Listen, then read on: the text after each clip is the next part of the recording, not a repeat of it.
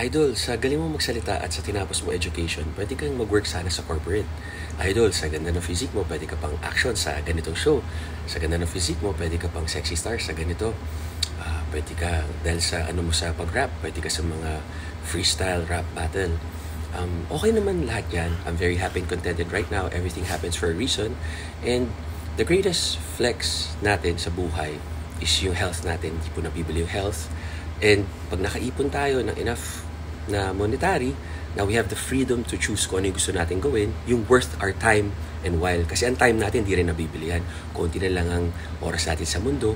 At nung kabataan ko, 30 years sa pag-artista or 32 kasama commercial model, na ano ko naman na nakilala na yung pangalan ko. So ngayon, yung gagawin ko outside my routine, dapat worth my while.